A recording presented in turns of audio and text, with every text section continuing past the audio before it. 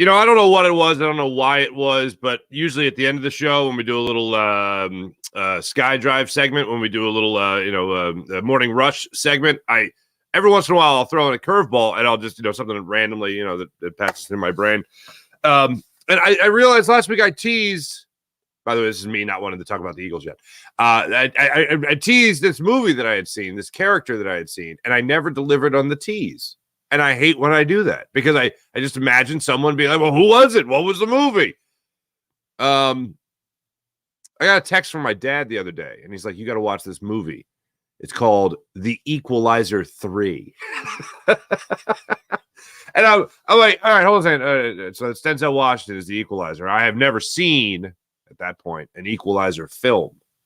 But the movie is set in Italy. My father is 100% Italian, did the DNA test thing, 97% not just Italian, but Southern Italian. And they're like 2% Greek and then 1% North African, which is like everybody. Everyone has that little like 1%. But anyway, so he does it. And I'm like, oh, it's set in Italy. I've seen the previews, whatever. He's like, it's amazing.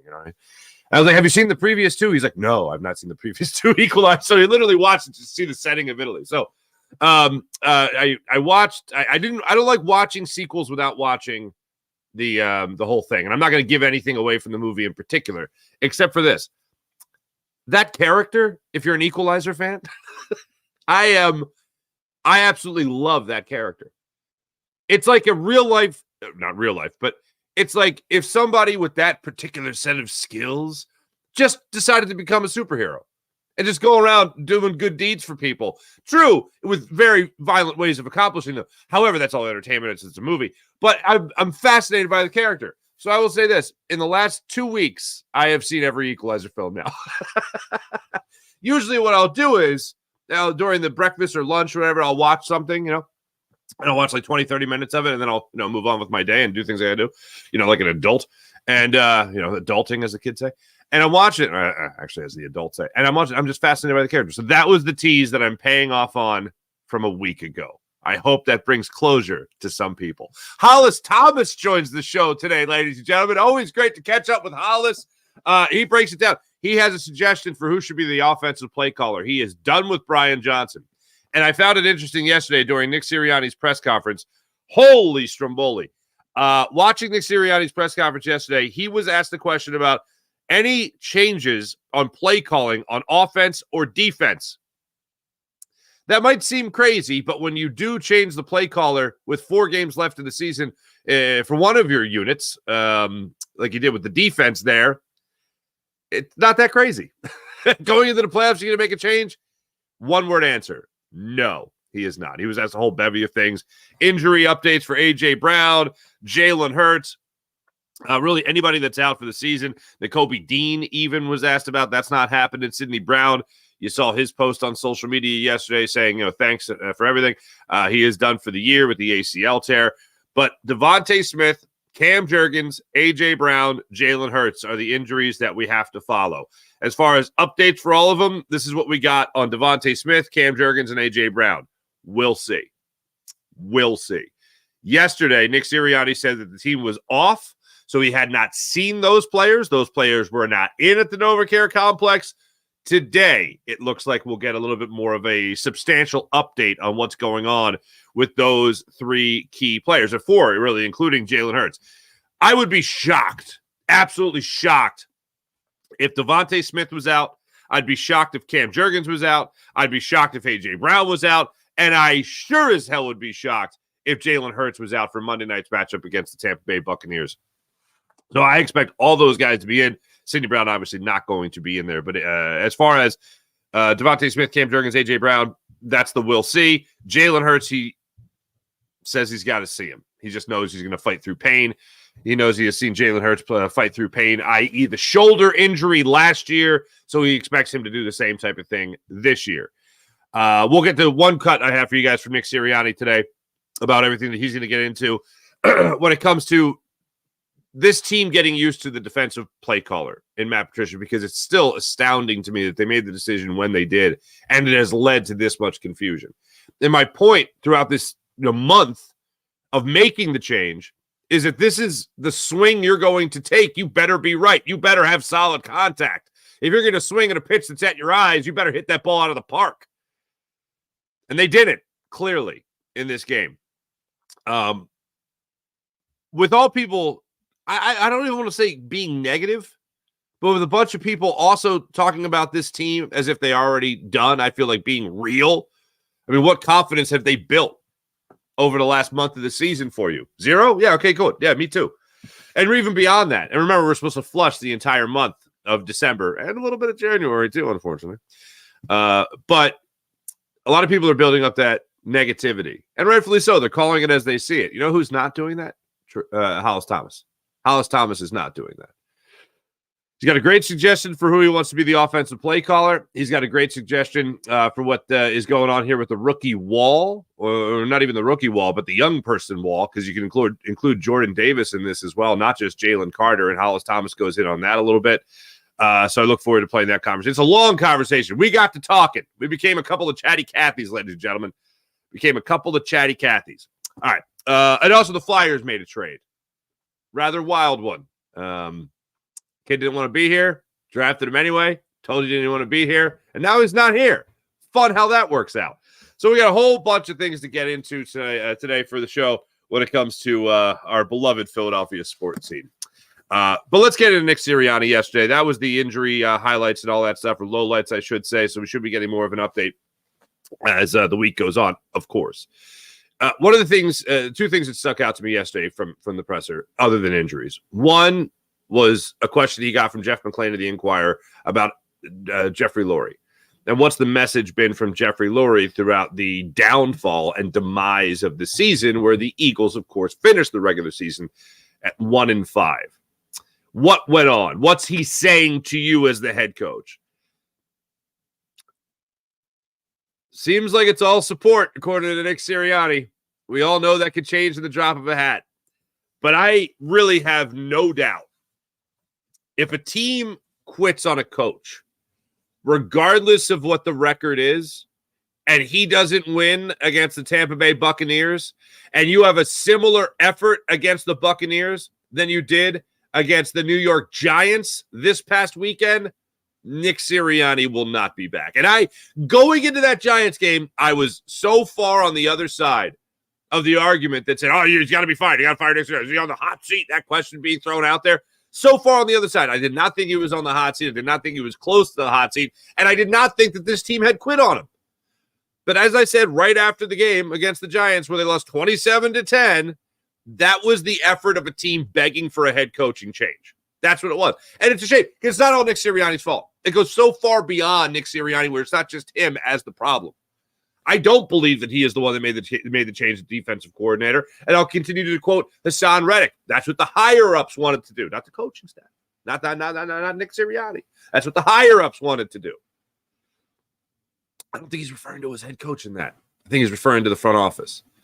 So you cover all that and you think, all right, how much sway, how much power, how much pull does he really have? And I thought about this and talking with Seth Joyner about it in the post-game show. He had a similar view than I did.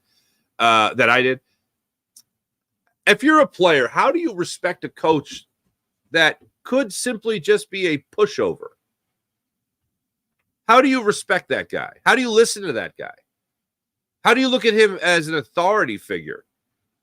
If the front office, for instance, just makes changes and lets him know about it. He doesn't make the change. He doesn't make the decision. It's just them making the call. How are you supposed to respect that?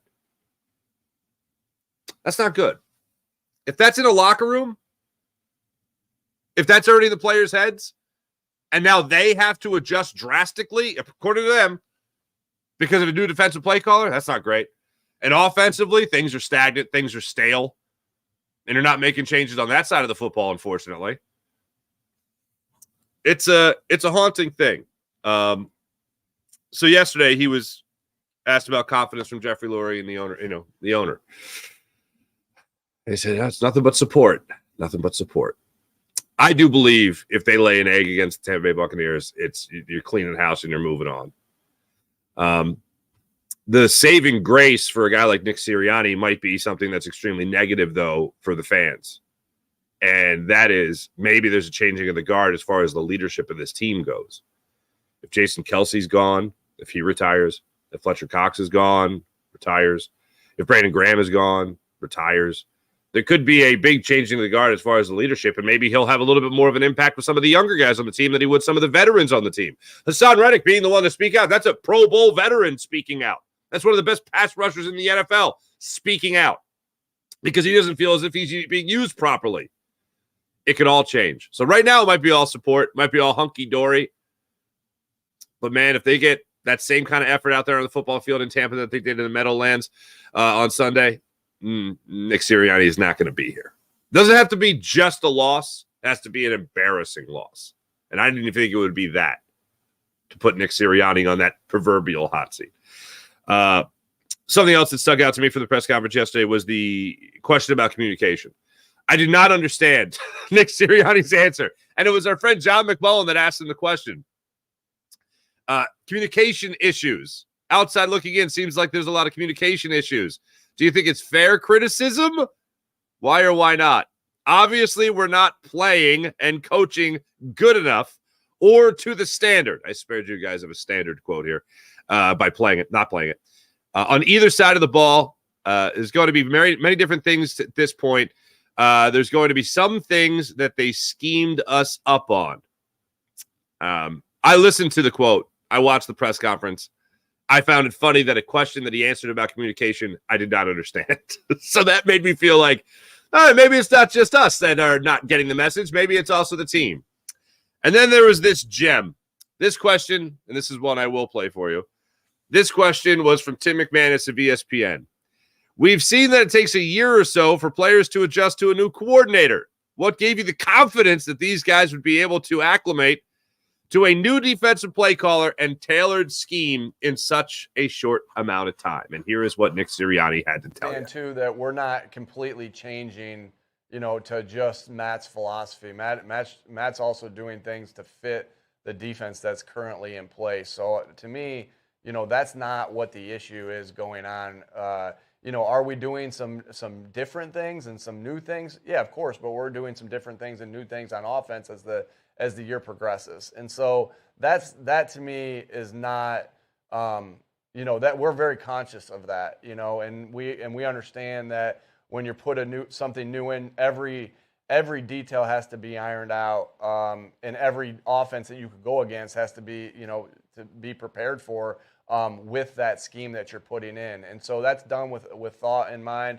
And so that to me, that's, we're being conscious of how much we're changing and what we're doing, because it is hard to change to say, hey, we're going to run a completely new defense at this point in the year when Matt took over. And that's why we're not doing that.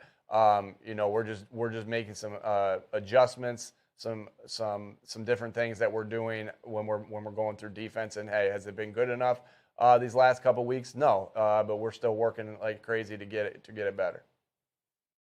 There you go. There you go. You know how there's a problem? And put it this way. Sure, teams could have bad days. Defensive units could have a bad performance. Offensive units, obviously. You can just have a bad day. This is a whole month we're talking about here. Bleeding into the playoffs. This is a historic collapse that we're talking about here. But if you needed more evidence than over the last 6 games of the season, averaging 28 points surrendered per game, a full touchdown more than a touchdown than you were in your first 11 games of the season, how the mounting evidence, the cherry on top, is that you are starting the playoffs on Monday. In less than a week, the playoffs start. The regular season is over. Communication issues? You're still being asked about who your play callers are going to be.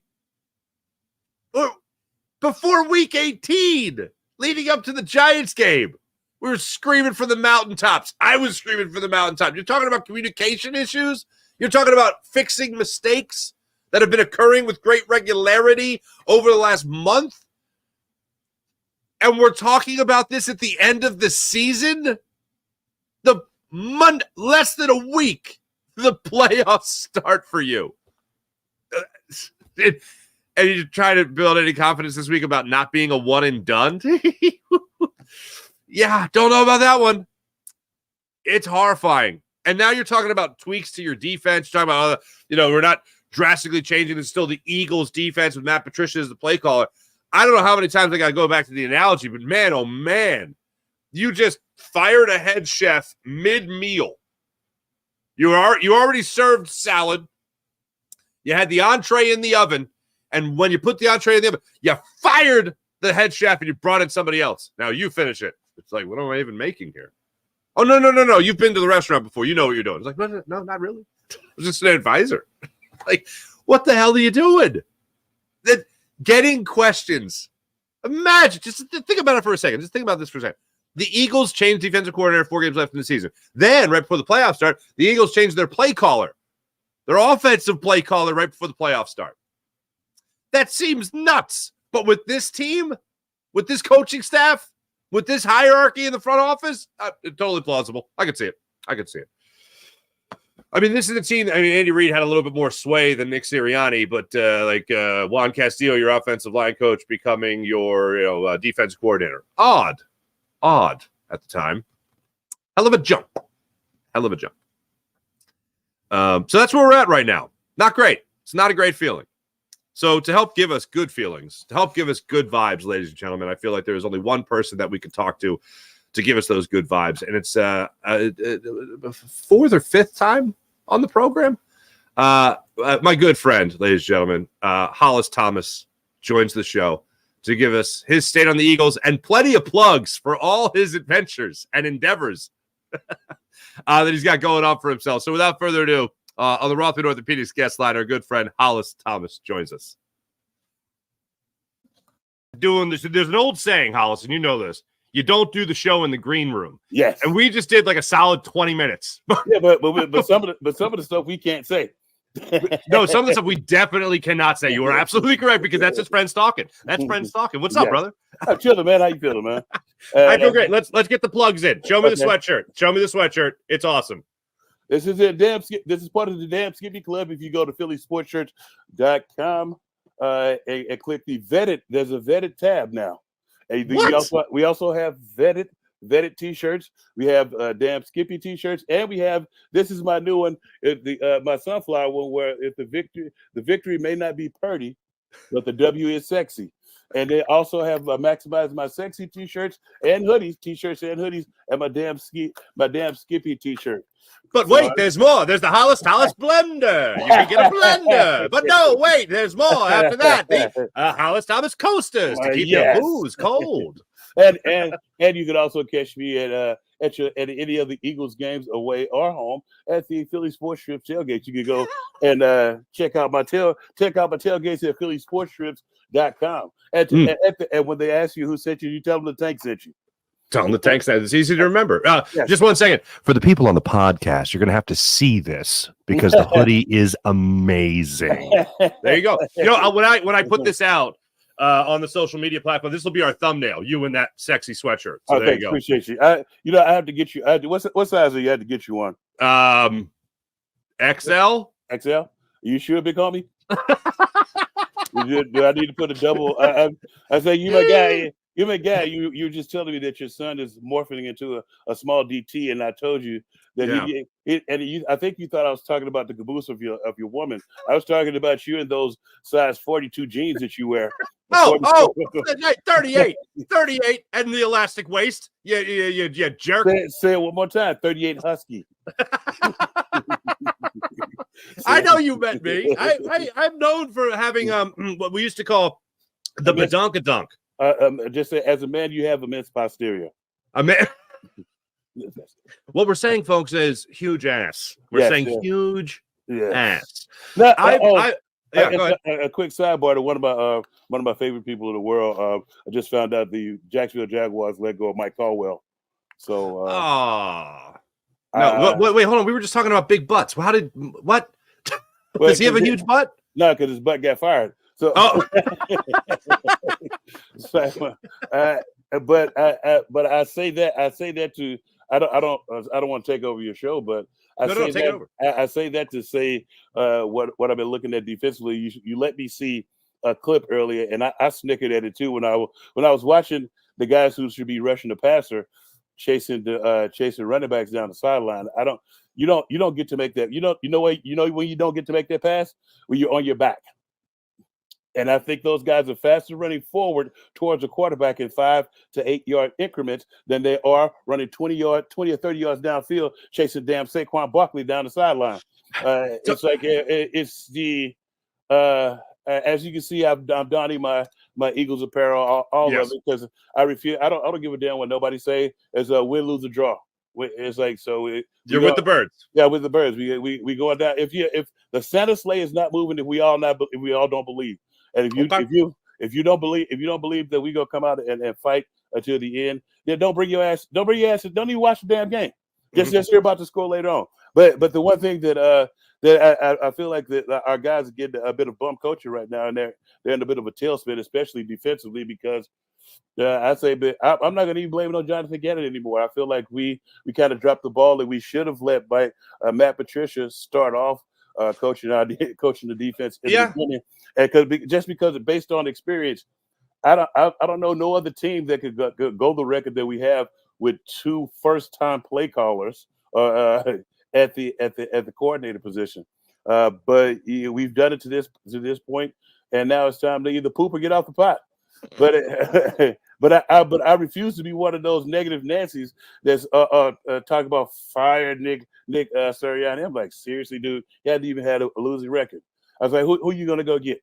I was like, there needs to be some tweaking on the coaching staff, and especially, and then you lost 6 starters on defense. Nobody said anything about that. And then I hate this too. I just saw this, and because I take all the negativity in it, and you're getting a little bit of my outbursts from because normally I outburst all this on my show and on Thursdays, but I saw where Hargrave. That's vetted on A2D Radio with another veteran and Irvin Fryer. Irvin Fryer on Thursdays from 5 to 6.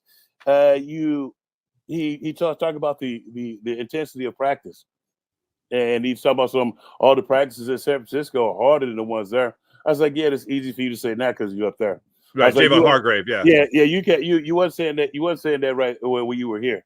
I was like, so I mean, when people start, everybody's got an opinion now, and it's like, I think the guys need to look from within and search deep down within themselves and come out and feed everybody a nice big smushy crap sandwich. I know you got bills to pay, so I'm trying to be on my best behavior cursing wise. So all good, baby. Oh, hey, all good, baby. Okay. First off, just a lot to unpack there. A lot to unpack there, Tank. Let's start off with this. The cut that we were talking about was Hassan Reddick, right? And I've been referencing this. I think it was since Friday. Yeah, since Friday morning, because he spoke Thursday after the AJ Brown media session at his locker. Right. Hassan Reddick spoke the following day, and that's where he was talking about. Like, he literally, they said, what do you think about dropping back in coverage? And he was like, yeah, whatever I need to do. And then he took a step back and just kind of laughed and then went, but, I'm here to help the team. That whole thing. He said the right thing, but his reaction said something totally different. He even talked about the difference in the defensive play caller. Right. In Matt Patricia versus Sean Desai, and how difficult it is. With 4 games left in the season, it's no wonder that they're having communication problems because they switched up their guy. Yeah, it's difficult to do that in midseason, and if I was Matt Patricia, like I would have did what so I have a little hand in coaching a little bit because I'm meticulous and I like to know what everybody's doing when I'm in the defense. So what I would have did if I was Matt Patricia, I would have took a couple of blitzes and a couple of coverages and just went in there and just because football is never going to change.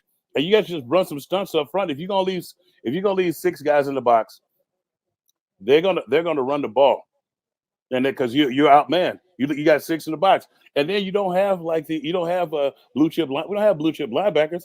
Instead of having them step back there like this and wait on stuff, send them, give them an assignment. It's like, here, take this to the store, so bring back what they give you. It's like the replacements. Go get the ball. I want the ball. And what did the linebacker do? He went and got him the ball. John Favreau, he went and got that ball. Oh, yes, exactly. It's like you have in this situation when it's nut cutting time, you have to do that because if you don't, you'll see what we've been getting. You'll see guys running bare in the outfield in the secondary. That one play pissed me off around in the red zone where the receiver. I was like, I'm thinking to myself, what are you doing carrying a crosser? Sorry the language, but it's like the quarter. You could tell that they were in a zone cover in a zone principle. They were probably in 44 because most good teams run 44 in the red zone. Are you talking about the Saquon Barkley run to the outside? Yeah, not the run. It was a pass. It was a pass. It was a pass. It was a receiver. It was actually Slayton because the receiver went inside and the quarterback followed him. And I'm like, what are you doing? Because when I saw the linebacker drop. The linebacker dropped. I'm looking at my camera because it's a different way. It's flipped a different way. The linebacker dropped this way a little bit, but then hold on, I'm going to give you full screen. I'm going to give you full screen here. Let me give you a little of that. There we go. We're a little wider now. Okay, cool. So when the linebacker, the linebacker just he did like a 5-yard buzz, but then the DB on his side carried the crosser. What the hell are you doing? You left the whole flat by itself. The DB, the linebacker had hook curl. The quarterback had flat to slant. But you chased the crosser. You chased the crosser, and then the other receiver came out and just walked in the end zone. Oh, you're still going. I got a wide screen again. There you go. Okay. The other receiver just came out and just walked to the end zone. I'll have to go back and look at the Slayton touchdown. Yeah, it was. Oh man. It made them look like geniuses over there. Okay. Like, man, so good. So how you talked about making the change. You talked about not firing Nick Sirianni, but just to focus on the Patricia deal. I agree with you on what you said earlier. Mm-hmm. What was Sean Desai even doing here if you had this kind of not fail safe, but the in case of emergency break glass, and in this glass case is Matt Patricia. So I agree with you that that's the decision they should have done, but instead they went with Sean Desai. Mm-hmm. So, and here's the thing. It wasn't even mid-season. Like the Bills made a mid-season change at offensive coordinator. Yeah, the Eagles did it with 4 games left in the season. Yeah. So there's just not that I think Shaq Leonard is like headed to the Hall of Fame tomorrow and he's that level by any means. No. But he was here for a week under Sean Desai. Right. Then the following week, he's got a new play caller, and he's got 4 games left. Like, what the hell are you doing here? And even Hassan Reddick during that media session talked about how the decision was from the higher-ups felt this was the decision to make. It's very difficult. Guys are trying to adapt. How difficult is it really, Hollis? You're a guy that would know. It's extremely difficult to go off and do what they're doing, but the one thing you have to do is do your assignment. And no matter what they call, you can't blow assignments like that. I could. It's like it. We could sit here and shit can't. We could talk about all the calls we want to, but no call that either one of those guys would have made has you chasing a crosser, and the other guy running scot free. Now the part where I feel like it was coaching was we have guys who should be chasing, who should be rushing the passer, who should be around the line of scrimmage making plays, dropping into coverage. The thing where we're allowing mediocre quarterbacks sit back there and look like the second coming of Joe Montana. And it's like, dude, what are you doing? You put I don't give a damn who the quarterback is. You put pressure on them. And then we run the same stuff. We run into guy. Run some stunts, man. Right, confuse the offensive line. That's like it because occasionally, and I learned this. You learned this early on as a player. After your first couple of years, they know what you can do. They know your strength. I was like, but so in the game, that's where the coaching comes in. The coaching comes in to move you around, to make them miss you sometimes, to teach you how to be a technician and kick the other person's ass. They're gonna give you a toolbox. They give you a toolbox, but it's up to you what you put in that toolbox to take with you. Because Jim used to give us a lot of stuff, and I when I was a rookie, my first and second year, I wasn't with Jim, so the stuff that I was getting from Emmett Thomas and all those guys, rely pretty much on brute strength and sheer know-how and charm. And charm. but I knew what I was supposed to do. As for defensively, and so when I say what they the stuff that they give you is like they give you the fact that Kevin Bayard had to ask could they scout the receivers themselves. I was like, you supposed to do that anyway. When we go ahead.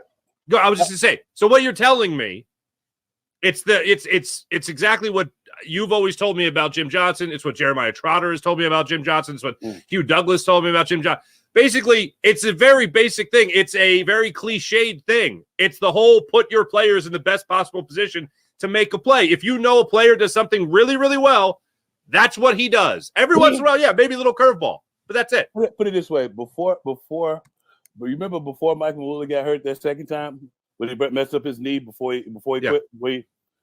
He looked like an All-Pro, didn't he? And he looked pretty damn good. Exactly. Had an interception. Had about 6 sacks. Oh yeah, I was going to say 8, but okay. Yeah, it was probably 8 because they end up re-signing him to a nice extension. Now you're actually going to have me go on Pro Football Reference right now and look up that season.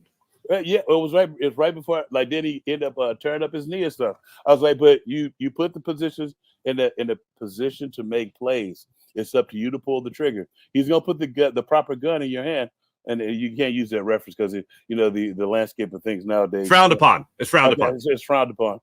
8.5 sacks in '99, and then 5.5 the following year. Then and an interception. And beep bop. Where is the interception? And an interception. So yeah, 90 he had 8.5 sacks and the interception. Whoa, we took that 41 yards. Whoa, speed demon for the touchdown. Yep.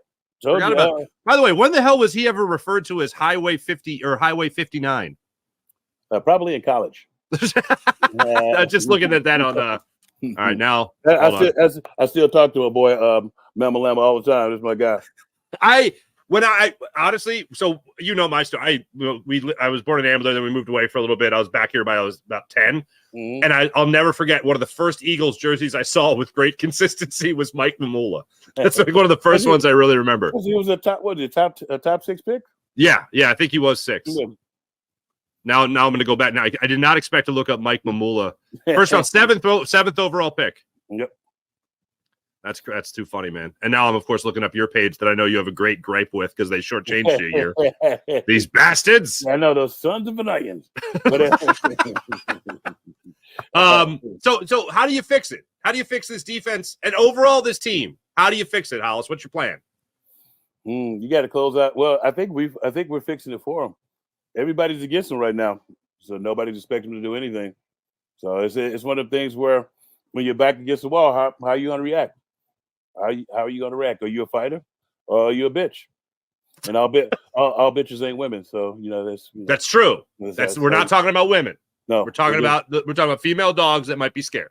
Yes, talking about scaredy cats. So to speak. Now we're also talking about cats. Yes, all inclusive. It's like, but and I think everybody's doing it for me. Everybody's like saying that they can't do it. And now it's the one thing that you have to do is you have to simplify the defensive game plan. And I think the fact that I was like, I'm not going to, it's a faceless opponent. You have to go out there and you have to start executing the way that you can. I think that's the first thing. And you have to take a good, long, hard look at and see, now you got me thinking Hargrove. Hargrave, yeah. Well, Hargrave was talking about the practices. They say they practice hard. I think everybody practices hard. If you ain't practicing hard, then you don't, It's like, and I guess the ones in Santa Fe are more intense, probably because it's a little warmer now.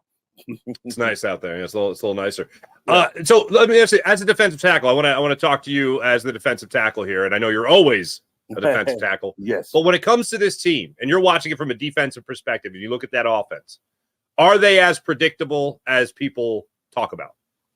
It's only one reason they are right now. It's the offensive coordinator. I watched it. I was pissed off and watching the Giants game. We run the ball down their throat, and then we run a 30-yard play, and you come back and throw 3 passes in a row. You have to punt.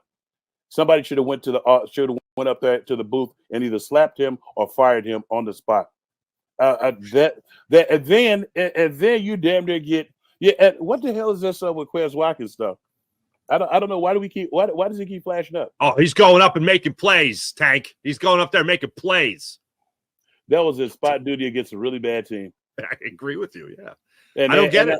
And they keep throwing his ass up there, and then I will say just real quick. I will say he barely played, if at all, the previous week, and this time you did not have Devontae Smith. AJ Brown left early, so I mean, lack of options. But then you throw a wide receiver screen again, and them to get killed and throw another pick. You know what I mean? That's like so you do think it is a predictable offense, though? I think the offense coordinator needs to sit his ass down. I seriously, I don't. There's no other way to say it. Why hasn't Nick taken it over? Because Brian Johnson, obviously, this does not look good. Teams know what you're doing. Who then calls plays? Nick Sirianni, Jalen Hurts, Howie Roseman. Who calls plays? So somebody else on the offense. Let Stoutland call the plays. Don't tease me, Tank. Don't you tease me. I would love it if he called plays. My God. It's like because it's not gonna get too run heavy. I was like, but you have to run the ball in order to run the pass plays in which you're trying to run, dude. You know, I watched the Indianapolis game and I longed for Shane Steichen. I was rooting for him too. No, I say I longed for. Did you see some of the plays? You see some of the routes and stuff that were crafted. Did you see how when they were trying to go over the top, how they ran some underneath routes too? You know, to make the safeties come up and bite instead of just running everybody deep. It's like he knows what he's doing. Like we playing Tecmo Bowl, or the very very first Atari football game. I don't remember that one. Well, okay, so this is part of my point because I'm thinking about Shane Steichen as well. And if you're Nick Sirianni, let's think about the thought process for a second here. If you're Nick Sirianni, you're struggling as a first-time head coach, you're calling plays. You're like, Shane, you do it. You're probably better than me at this anyway. And then it turns out he's really good at it. So good, in fact, with Gardner Minshew, he's knocking on the doorstep of the playoffs. Okay. Right. Yep. And then you hire Brian Johnson, someone who's never done it before. I would think if you're Nick Sirianni, you would think that you could do a better job than Brian Johnson. Yep. That too. But you think, when they move Brian Johnson up, the thinking is he was a quarterback coach while we did this last year. Mm-hmm. That's why all the fans are pissed, because you sat back and you watched how it was done last year, and nobody cared that it was. Last year wasn't predictable, and even when it was, we were still kicking ass. Yeah, and because it was done with purpose. It's like you ran the ball down their throat a little bit, and you did it with a purpose. And once you took their stinger out, there was a bunch of bees just running around without a stinger. But if you don't take that stinger out and you keep throwing those wide receiver screens, you just look out because there's a bunch of stinkers coming at you, sir. Yeah, it is. It's not exciting, unfortunately, this offense. Let's go back to Nick. Go ahead.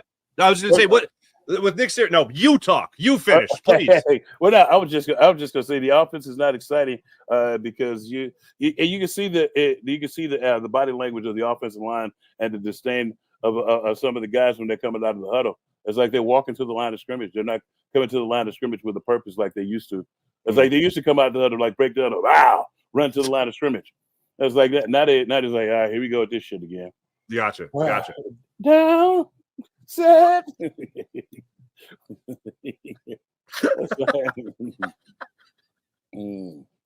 So that's a beautiful cadence. All right, so little Giants. Nick Sirianni. Now that's creative. Little annexation of Puerto Rico. Yes. We need someone to hit like icebox Tank. Yes, a chicken little flea flicker. You can't run a chicken little flea flicker. Chicken little flea flicker. Chicken little flea flicker doesn't pitch to Johnny. Hey, I'm Johnny. Please don't get me started on movie quotes. You know I can't get out of that rabbit hole. When it comes to Nick Sirianni, you said you wouldn't fire him. He's not even a losing record, all that stuff. But what do you make all the conversation about? He's lost the locker room and all that stuff, because it doesn't look like that team was really up playing for him in Week 18. Remember, it's Week 18. When was the last time you seen a team play 18 weeks and be fresh at the end of the season? How about never? Okay. And the Giants look like they wanted to play football. Yeah, but did they make it all the way to the Super Bowl last year though? No, they didn't. They didn't. They obviously didn't. But I'm talking about heart, will, desire here. Yeah, that's only going to take you so far. especially when somebody's on the other side, just trying to prove a point.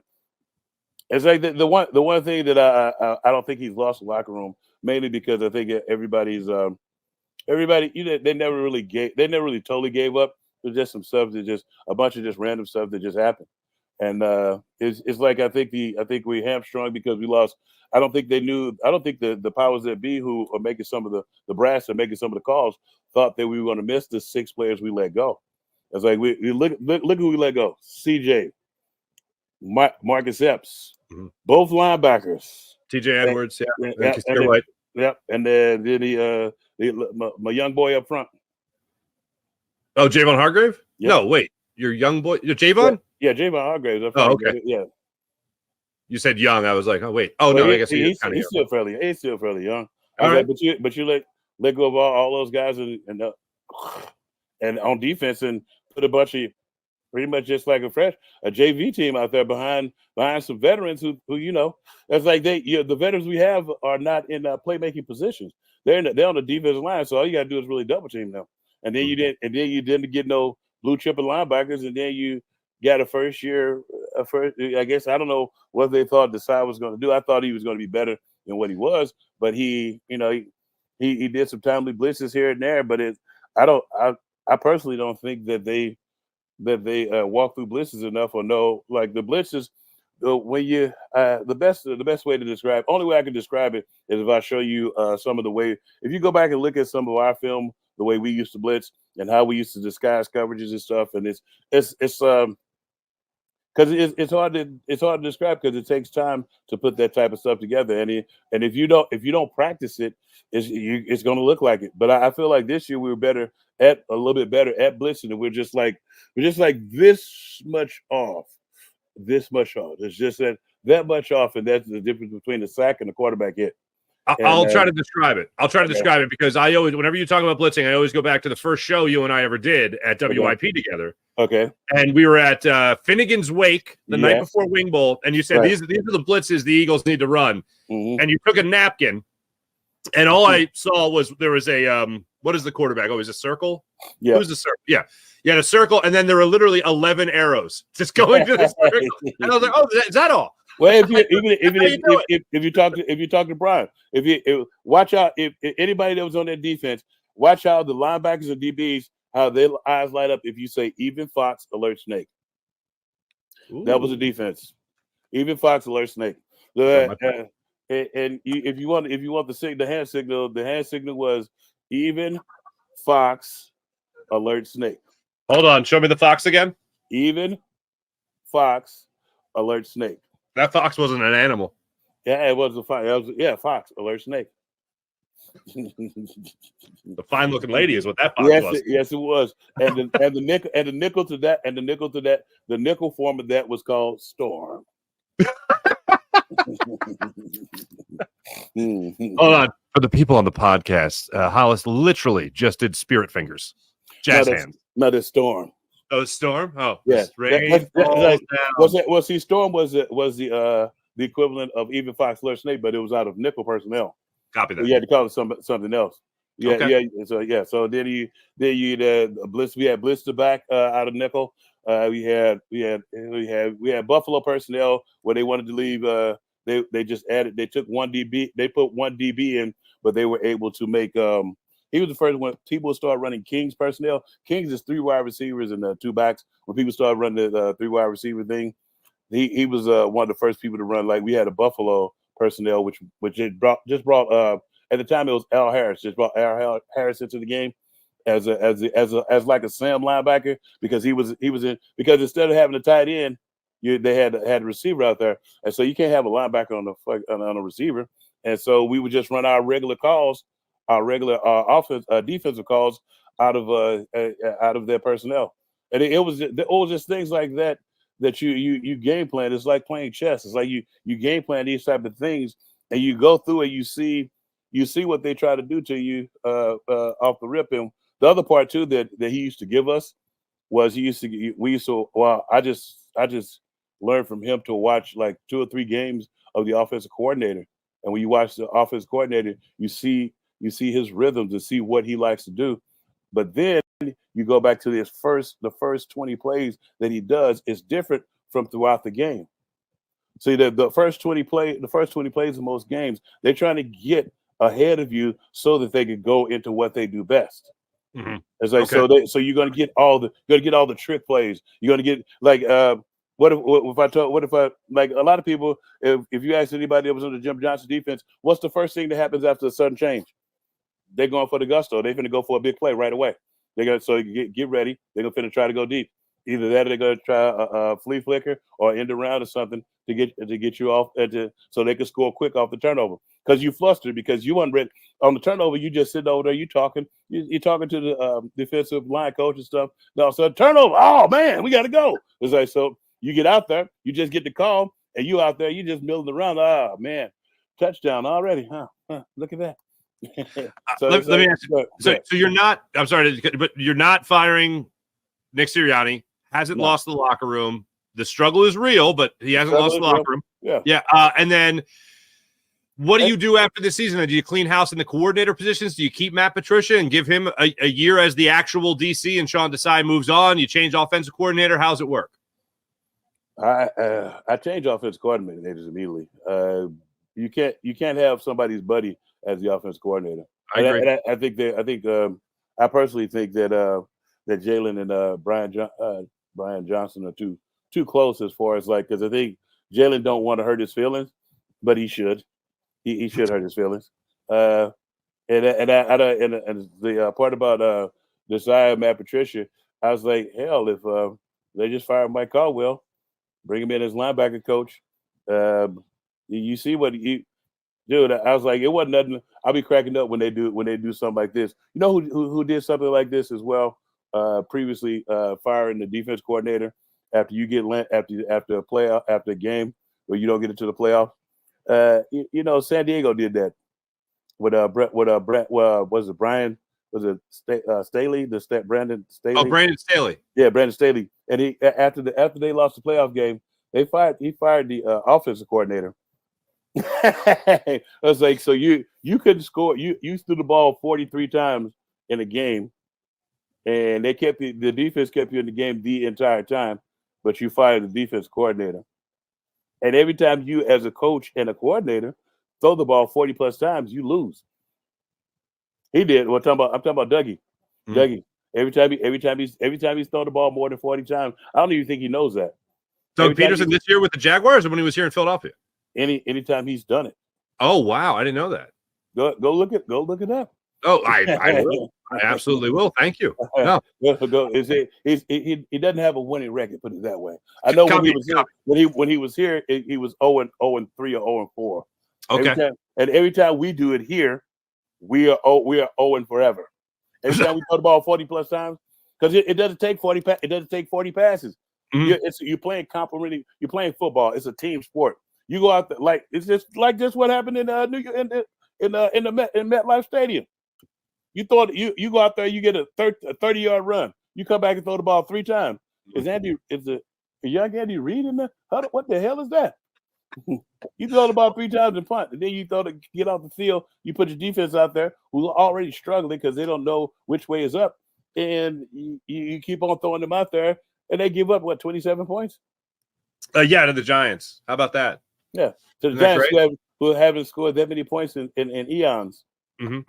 How do you like them? I do. Well, actually, before I get to the playoffs and all that stuff, Jordan Davis, Jalen Carter. As the season has gone on, they look like they have worn down a bit. Do you think that rookie wall is bigger than ever and more bricks in that rookie wall than ever, thanks to an 18-week schedule?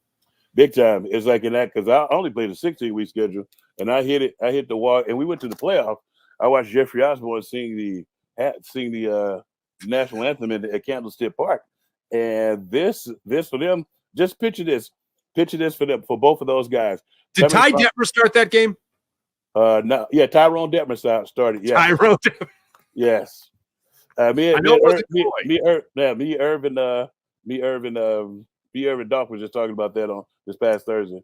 Okay. I'm vetted. We have Doc talk every other week. So Brian Dawkins comes on and talks with us. All right. So, but when you look at it, just think of those young guys, and we call them young guys, but they were they would be playing now, like now, national championship now. Just think they went 3 years of that, straight to the NFL. The first year in the NFL, go all the way to the Super Bowl. Then the second year you come back around, and it's like the human body can only take so much. It's 18 games. They added those 2 games. And they always preaching health in the NFL. If you really truly are trying to help, why are you trying to add 2 extra games? Well, I think you and I have had this conversation before, and I remember telling you the only reason Roger Goodell was going with the safety route and all that stuff was because he wanted to say, "Look, we made the game safer. We can make an 18-game schedule." Look, no, you can't make it. It doesn't matter how. That's what his argument was. I know, but it don't matter how safe you think you're making the game. It's still football. It's a violent game, regardless, and all the fines in the world and all the crap that they're doing now to the young guys, and they tell you it's like you see them not throwing flags. We talk about officials more than we talk about anything else. I just left it alone because it doesn't seem like they're going to do anything about it. And then when somebody like the thing with the Detroit Lions, that was the biggest travesty I've ever seen in my life. I sat there and watched that dude report against Dallas. Against Dallas, and I was like, they talk about 70 didn't report, 70 wasn't supposed to report, 68 reported. because 68 was the guy who caught the pass. So I was like, I'm looking, I was like, man, and to not know the rules. And then not only that one, and then the other play, the last time they were in the playoffs, when they were in Dallas, the illegal, not only the illegal contact, the pass interference, legal contact, and Dez Bryant walking his chalky mouth happy ass all the way out on the field with no helmet on, and the defense is on the field. You're on offense. Sit your ass down. And they do that for a specific reason. And no flag was thrown on any of that, and you pick the flag up. Not only that, you saw they picked up three or four flags in the game. We played them down there. So it's like you can tell that the fix is in. No foul on the play. No foul on the play. No foul on the play. We're in Dallas. We're in Jerry's world. You're always generous with your time. You're right. You're always generous with your time. And God bless you. You're the best. So I'm just asking this question here. Okay. Where do the Eagles go from here? Do they beat the Buccaneers? Do they at least get the one playoff win under their belt? Restore some sort of order going forward? Where do the Eagles go from here? I think we get one playoff victory, and then we're probably going to get ousted in the second round because I think it's just like you just said, the guys are tired, man. And it's like the human body can only take so much. And I just ran down to you what I'm tired from running down to you the schedule. Like just think about it. You go to the national championship 3 years in a row, and then you get drafted in the first round, and you playing and you start. You go all the way to the Super Bowl. Then there is no offseason because you got to get ready because you get started again because you went to the Super Bowl. Even though you lost, you still are the hunted one in your conference. In the NFC, you're the hunted one. So you're going to get everybody. That's what that was. This game against the Giants. That was their Super Bowl. It's like you played against the team that was in the Super Bowl. You beat the team that was in the Super Bowl the last year. And it's like it did, but you rattle off 10 out of 11 victories of the first 11 games, and then things start going awry. Your body started breaking down. It's I think it was meant for us to be the fifth seed to probably just get like one victory and then just kind of lick our wounds and rekindle it. But I'm hoping we win. I'm hoping we beat Tampa Bay. It's going to be a close game because they got a good strong defense, and but and they got some offensive weapons. And this defense hasn't done anything. Yeah, but you get Baker Mayfield. Yeah, it's Baker Mayfield in this defense, unfortunately. That doesn't know where the hell they're going. Yeah, but it's Baker Mayfield. Okay, Drew Lock. Yeah, but Drew Lock is on his way on the ascend. Drew Lock. I don't know, man. Drew Lock. Tyrod Taylor. Tyrod Taylor, he's a pretty decent quarterback. But Drew Lock, you're right. Drew Lock does blow chunks. I don't know what I was thinking. So you're being a contrarian. You're being a little bit, but I just don't like Baker Mayfield because I think he's a schmuck. I don't know if I could say that on the wait, a schmuck? A schmuck. Call him a schmuck. It's like I'm looking. I was like you. It's kind of like it's kind of hard to describe. It's a real putz. You know what I'm saying? Yeah. It's like you looking at it like, and you look at the way that he left stuff and like how he talking something, how he's trying to prove everybody wrong. I was like, dude, you were the first overall pick. Nobody doubted you. You start sticking up the joint. Cleveland went to Deshaun Watson. Yeah, well, but they after what? After countless times of him not throwing to the receiving core that they built for him. Fair enough. And he had one of the best running games still known to man. I'm just putting this down. Okay, go ahead. Put this down. Joe Flacco got off the couch and led the team to the playoff. Mm-hmm. Yeah. So remember what we was talking about in the green room about the decision making abilities? That's what game managers do. They're quality decision makers, and they can make all the throws. They're not gonna lose the game for you. Exactly. And that's to all those chumps that was messing with my boy Cam Newton about the way he dressed instead of concentrating on what he said. That's like because all the people on the ESPN show that were talking about the way he dressed, I was like, I could pick all of y'all apart. All of them look a mess, and there was a lot of fake stuff going on up there. And it wasn't aesthetically pleasing. And to go after him about his attire instead of what he said, this is what I'll give you. You always know that your opponent is losing the debate when they start to insult you. Yeah, when they go personal. Yeah, when they start to insult you personally. Yeah. Yeah. So he won the debate. It's like I'm not saying that you're supposed to put some Vaseline on their butt and tell them they're highly special or nothing like that. But quit getting so damn personal. I was like, they just get personal. I was like, really, dude? I agree. That you and I absolutely 1,000% agree on. And get some people who got some pedigree. That's like they'll be like me trying to come and tell you how to be an announcer. Please come and tell me how to be an announcer. I need it. I don't know how you how long have you been doing it? It's one you've been doing it quite some time. Yeah, and that's what you're good at. I play football. It's kind of like trying to go tell the dude who's been working at McDonald's for 20 years on flipping burgers, trying to go in there and tell them when it's time to flip them over. Are you kidding me? Or trying to a burger chef. I mean, or that guy, or that guy going to some chef at some restaurant in Paris. You know what I mean? Tell them, hey, get back to the burgers. Yes, what are you doing? Exactly. Do I come and knock the broom out of your hand while you at work? All right, folks, don't forget to pick up your Hollis Thomas Ginsu knives. Don't forget to pick up your Hollis Thomas coasters and koozies. Yes. And show me the beautiful sweatshirt again. Yes. The people on the podcast, this is just, it's glorious. It's glorious. I get the damn skippies, the sexies, all that stuff. You can get it where? At phillysportshirts.com and hit the vetted tab and go down and you'll see the damn skippy. It's a damn skippy club. Gotcha. It's a club now. You can be a part of the club. Do people like me belong? Can I get in the club?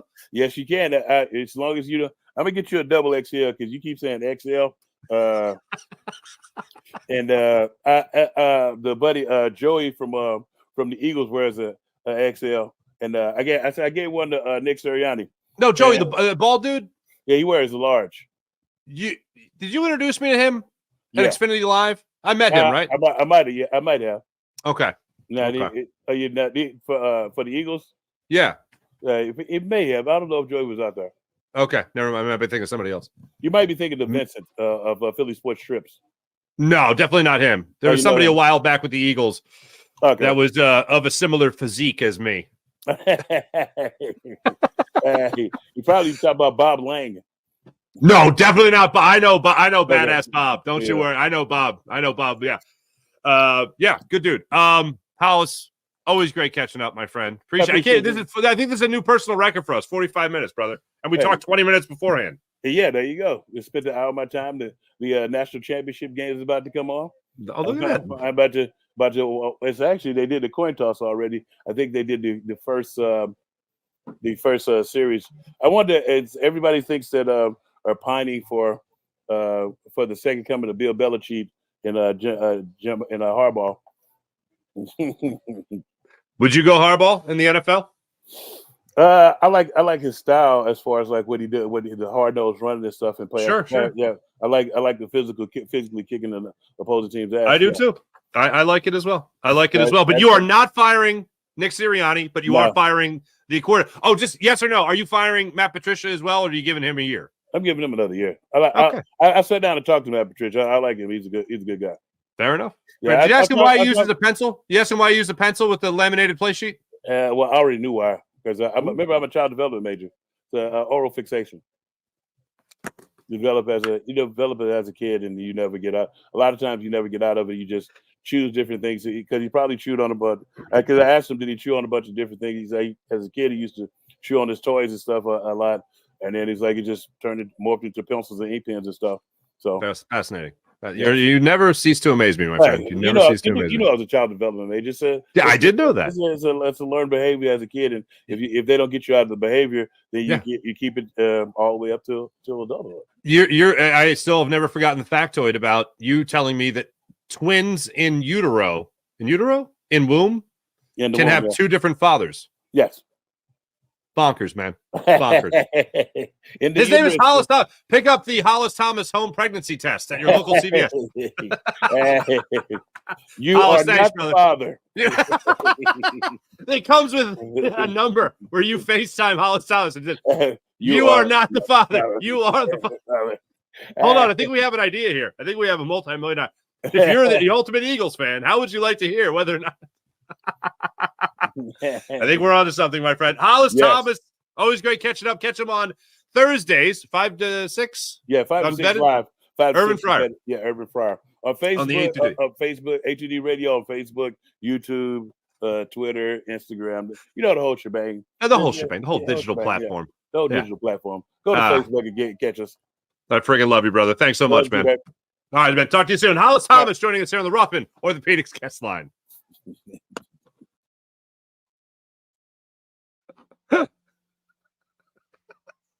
Always great catching up with him. Lot to unpack. That's true. That's true about the twin thing there, the twins there. How about that? I didn't know that. He told me that, and you know what? I have no reason. Not to believe him. I do think the Hollis Thomas home pregnancy test would. Oh, that would be great. That would be great. So real quick, Stoutland to call plays, because this is all according. This is from the book of Hollis. Okay. Stoutland to call plays. Mike Caldwell comes in, was recently fired from the Jaguars as their defensive coordinator, comes in, and he is the linebackers coach here in Philadelphia under Matt Patricia. So he would give Matt Patricia one more year as the defensive coordinator. He does not fire Nick Sirianni. Nick Sirianni has not lost the locker room. Did talk about the rookie wall with Jalen Carter and even included Jordan Davis, just saying that those guys have played a lot of football over the last 2 years between them, 3 years between them. So those are a couple of things right there. And, they win a playoff game. So there you go. And also all the ha-has and hee-hees in between. Hope you're feeling better now about life. And, yes, that was taped last night before the national championship game where the Michigan Wolverines, 134-13. Not too shabby. Blake Corum, by the way, 134 yards on the ground. Michigan as a team, 303 yards on the ground. The most ever in a championship game. That's pretty absolutely amazing. National championship game. That's pretty incredible. Let me tell you guys right now about the great people at the Game Time app. You want to go to the game? You want to go to the concert? You want to go to the big event in your neighborhood, in your city? Then download the Game Time app to your phone right now, gametime.co. Create an account. Use promo code FARZI, and you will get $20 off your first purchase. You shouldn't have to worry about tickets when you buy them. You should know that you have them, and you feel secure, and you feel good about where you bought them from, that you got a good deal, and you got a good ticket, you got a good seat. Game Time is the fast and easy way to buy tickets for all sports, music, comedy, and theater near you.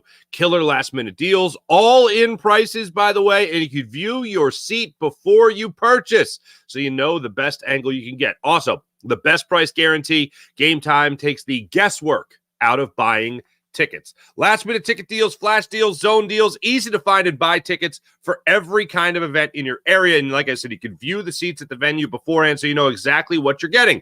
And let's not forget about that lowest price guarantee. You know what they do with that? You find another ticket in the same section, same row that you just bought, and you find it for less. they get 110% of the difference. They'll see 110% of the difference. That's the Game Time guarantee. So go to the Game Time app, download it to your phone, create an account, use promo code Farzy. That's promo code Farzy, and you'll get $20 off your first purchase. Download the Game Time app today. Last minute tickets, lowest price, guaranteed. How about MyBookie? MyBookie.ag. Take advantage of all they have to offer at MyBookie.ag, where you can use promo code Farzy for up to $1,000 cash bonus. You want to bet on the Eagles? You want to bet on the Sixers? You want to bet on the Flyers? How about that trade yesterday? You can do it all with the game, with MyBookie. MyBookie.ag. Use promo code Farzy for up to $1,000 cash bonus. And if sports ain't your thing, you don't want to bet on sports? You can bet on TV. You can bet on your favorite TV shows. You can bet on politics, all right there at the Game Time app. Download they did it again. Download MyBookie, mybookie.ag, and let the games begin. How about PHL Sports Nation, Philadelphia Sports Nation, enhancing your Philadelphia sports fan experience across all social media and blogs? That's phlsportsnation.com. Let's get into the chat check, ladies and gentlemen. A lot to get to here. We're going to go through it all, I promise you. Jason A., good morning. Sean Kilrain, what's going on? How you doing? The Equalizer doesn't play around. All his movies are fire. I got to say, they are fire. I really enjoyed them. It's like, I'll basically give the premise. I'm not going to give too much away. I'm not going to give great details. I'm just going to give the premise. So Denzel Washington plays this like ex-commando military ops guy. He's like Liam Neeson in Taken. He's like that guy. But instead of someone having to kidnap his daughter in order to start whooping ass, this guy just has to see bad people doing bad things to good people. And then he you know what he does? He equalizes it. And I also appreciated, not to play spoiler, I also appreciated that never in the trilogy is someone like, who are you? Because they all throughout the trilogy, who are you? And he doesn't say anything. He doesn't, there's no point. There's no corny point. And I know I hate this in movies when they're like, who are you? And he's like, the Equalizer. Like, there's nothing like that. You know what I mean? That's kind of cringe for me. So yeah, it's not like that. It's not like that. But you get the idea. I really enjoyed it. So anyway, he plays this like ex-special ops guy that just goes around seeing people in trouble and he helps them out. It's like a real life superhero. And he loves tea. There, I just ruined something. Sorry. Couldn't help myself. Sean Kilrain, what's going on? Hargrave said the 49ers practice extremely harder, much more demanding than the Eagles. Doesn't surprise me one bit, Farzy. Look, dude, you went to a Super Bowl. Sean, I hear you, and I saw the story. He went to a Super Bowl here in Philadelphia. Last year, the Eagles had one of the most cake practice schedules that you could ever involve, ever make up, ever put down on paper, and they went to the Super Bowl. So it's hard to argue against it. This year, they took the foot off the pedal a little bit. Things fell apart. Jason A., I wonder why he didn't want to play for the Flyers. Was that ever announced? Just didn't want to be here. Just didn't want to be here. I thought the quote from Danny Briere last night, by the way, we're talking about Connor Gauthier, a 6th overall pick, and tore up the World Juniors as well. 6th overall pick of the Flyers. They just traded him last night. People kind of knew that there was rumblings of like discontent. Danny Briere said they wanted to give him space and hopefully he would just kind of wrap his head around the idea of playing for the Flyers, but didn't want to be here, so they traded him away. They got Jamie Drysdale and a 2nd-round pick. So that's who they got in return. Drysdale had the torn labrum last year, so he played like in 8 games, I want to say. So that's where he's at as far as that goes, unfortunately. He is a defenseman, by the way. He's 21, and he's a former 6th overall pick as well. So there you go. Anyway, little bonkers Flyers trade yesterday. Mally, fire everyone! Haven't enjoyed my weed since Saturday. Sean Kilrain, Mitchkov, yeah. Watching the World Junior, saw Cutter's performance. Made the call to Jonesy and said, I'm the star here, trade this MFer. And he was gone within the week. Now that's a storyline I'd love to follow. Nathan, what's going on? Sure, Sirianni is the fall guy, but it doesn't mean he's not a terrible football coach. I can go with that. I just think there are way too many. I know I talk about food a lot, but there's way too many cooks in the kitchen. King Pooty TV this season has gone in the crapper. I was going to save this for the morning rush, but I'll get to it now. So one of the things Dallas Goedert said after the game against the Giants was that he kind of had this feeling that after they clinched a playoff spot, that they just kind of took their foot off the gas. And they're just like, all right, we're just waiting for the playoffs now. That's not an excuse. That doesn't make me feel better at all. That's terrible because there was a lot more meat on the bone, baby. You got to finish your meal. There I go with food again. But they left it on the Wait, what? Thought you were Dave Zango for a second? You mean Dave Zangaro? Dave has more hair than I do. I'm taller. And I think I have a better beard. I think I have a better beard. 100% change is coming, says Sean Kilrain. Jay say, yeah, I love torch for our team. Oh, did you see his quote after the game? His quote after the game was amazing. He said, oh, Sean mentioned it. Oh, yeah. Okay, here it is. I don't know, cut it from a hole in the wall. That was great. Disco Tank. Mal's excited to Disco Tank. Absolutely. Nathan, what's going on? NFL changed the rule that if you're offering a higher coordinator to head coach position, team can't block the move. Yeah. I like that. Oh, they did lose to the Penguins. I do have to mention that. The Flyers lost to the Penguins last night. Mike Rose, what are you saying here? It's kind of hard to be optimistic. We have such high hopes for this team. I like to speak with LaShawn McCoy, Emmanuel Acho, and I used to love watching Shady McCoy after a win. Yep. Kenneth Gainwell. Not the real Kenneth Gainwell. It'd be kind of hilarious if it was, though. Wentz beat San Francisco. Wentz beat Sam Darnold, I believe, is the way that happened. Micros, the suits made A.J. Brown say all that to me. I don't think A.J. Brown said anything disingenuous. I like that he was taking responsibility as a player, and you always want your player to do that. I just don't believe him because we watch these games. The coaching isn't good. The play calling isn't good. Are they really putting their players in a better position to make a play? Let me answer that. No. That's a little one. Sirianni. Brian Smith. What's up, Brian Smith? The OC and DC failed to develop specific game plans for the specific team the Eagles are facing off against. It's very elementary. Great uses of elementary. They call plays that aren't designed to disrupt or stop the opponent. Yeah, I'd say it's pretty accurate, unfortunately. But here's the thing. Develop specific game plans. That is literally supposed to be what Nick Sirianni is doing all week, is working the game plan.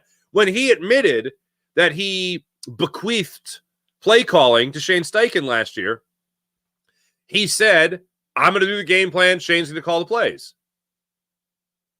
The game plan hasn't been good, man. I would absolutely love to see Jeff Stoutland call plays. I don't think this is going to happen. Certainly not right now. But next year, the other thing is, I don't think he wants anything to do with it. I think he run game coordinator, offensive line coach. He's very well paid. He could do this job for however long he wants it. If he wants to go for a little bit of a higher title, I'd be interested. I want to see it. I don't think we are. Brian Smith. Nick can't call plays. He didn't call them in Indy, and he failed to do it in Philly. Steichen called them. Yeah, absolutely true. But like I was saying with Hollis there, I think if you're Nick Sirianni, you look at Shane Steichen and be like, he'll probably be better at this than me. Then you give it to Brian Johnson, and you get comfortable in your own role as Nick Sirianni, where, okay, this is what I'm doing. I feel comfortable. This is good. Brian Johnson will call the plays. You see him call the plays, and you go, maybe he's going to call the plays. If you're Nick Sirianni, you should be able to look at Brian Johnson and be, I can do a better job than this guy. Nathan, what's going on? Wait, hold on a second. D-Dunk, what's up? Annexation of Kensington. I love that. Nathan, the movie quote that's been in my head is stay out of Malibu, Lebowski. Too many movie quotes here in my head. It's really, who are the movie quotes? April, Finnegan's Wake. You're damn right, Finnegan's Wake. It's sad every time I drive by there now and it's no longer Finnegan's Wake. Single tear. Storm. Finnegan's Wake was a good time, man. Keep finding a way to win. That was every week. Yeah, Mike, it was an adorable storyline for a minute. And then when it became the norm, that's when I started to get a little concerned. Vanna, what's up, Vanna? Clean house. Vanna May. May is my daughter's middle name. Clean house. Yep. Get rid of Nick, Howie, and get Jim Harbaugh. Here's the thing. Now hear me out. I don't have as big a problem with Howie as I do Jeffrey Lurie. I'll ride with Howie. Get to 2 Super Bowls in a 5-year span with a different coach, different quarterback. That's pretty special. Howie, I don't have as much of a problem with as Jeffrey Lurie. I think Jeffrey Lurie is becoming increasingly hands-on as time develops. So I don't have as big a problem with Howie as some other people. I do think that this franchise is just always going to undervalue linebackers. I think that's always going to happen. And I think they're always going to value the trenches above all else. But I am not out on Howie yet. I'm out on Lurie and the meddling and the analytics department and how much emphasis he puts on it. That's what I'm out on. But the other thing is that a high-profile coach like a Jim Harbaugh or what's his name? Bill Belichick. They ain't coming here, folks. They're not walking through that door. Roseman would not be okay with it. Lurie would not be okay with it. Non-catch. Steven. Fewer runs, more screens. Steve Ike on the play calling. Hello? What's going on? Get to the chopper. Says, oh, please don't get me started on movie quotes. What else we got here? What's up, Camel? How you doing? Nice to see you. Crazy, what's up? Nice to see you. Oh, VG, I knew I was going to disappoint somebody. Finnegan's Wake is closed. You know, sad story. When Hollis and I got done that show, I went out to my car and I had my bike in my car because at the time I was a bike commuter to work. Yeah, you're welcome. And I stayed in the bike lane. I stayed out of your way. And my bike was stolen out of my car. Yeah, I know that's a weird sentence to say out loud, but that happened. Steven, when Farzi said he didn't have an issue with Howie, he did the Chip Kelly back of the head scratch tell. You picked it up on Chip Kelly too? Always doing that? I honestly don't have a problem with Howie. Like in terms of, I think Howie will let a coach do what he wants on the field. I think Lurie is the one that is over the shoulder with the analytics department to be like, no, you must do this. So I'd like Lurie to take a step back and Howie just to stay right where he's at and let the head coach do his thing. Does Howie have more say over most? Yes. In terms of what the general manager or player personnel will say? Yes, he absolutely does. Paul, what's up, Paul? How does this Eagles offense look so discombobulated with 3 Pro Bowlers in the offensive line? This is incomprehensible when you think about it. Goo. All right. Seriously, people, you can't do this to me. I have no control. I have to say it out loud. Who is your daddy and what does he do? Ringo Island's doing the movie quotes. I used to love Finnegan's Wake. I live in Florida now. Vincent G. Oh, Vince G. Finnegan's Wake, man. Let it rest in peace. Such a good time. Fire all defensive coaches. All right. Official YouTube of Hassan the God. All right. Good enough. Thank you. Thanks, everybody in the chat. You guys are wonderful, as per usual. Did I miss somebody? Did I miss a newbie? Yeah, no, I got the newbie. Okay. Thanks, everybody. I got April. I got. Yeah, everybody. Thank you very much. Wow, we're actually running really long here. I want to make sure I'm out by Birds 365. What else do I got? Let's get to the morning rush brought to you by Sky Motor Cars, skymotorcars.com. I mentioned the Flyers trade. I was going to save it for this. Already mentioned it. That's over with. That's done. See you later. Now we're going to get the 76ers back on the hardwood tomorrow night at 7:30 when they're in Atlanta. They've dropped 2 in a row. Oh, my goodness gracious. Flyers, after their loss last night to the Pittsburgh Penguins, they lost 4-1. They're back on the ice tomorrow night. They host the Canadiens, the Habitants, at 7 o'clock in South Philadelphia. So the funsies will be there. Thanks for watching. Thanks for listening. You guys are fantastic. My thanks to Hollis Thomas. Always great catching up with him as per usual. I'll be back with you guys tomorrow. Same damn time, same damn channel. That's how you got. Thanks, everybody. Coming up, 8 o'clock today. Stay tuned for Jody McDonald and John McMullen as they bring you Birds 365 right here on the Jacob Media YouTube channel. Make sure you guys hit like. Make sure you guys hit subscribe on the Jacob Media Sports channel, as well as the Farzy Show Sports channel as well. See you guys tomorrow. Have a great rest of your day.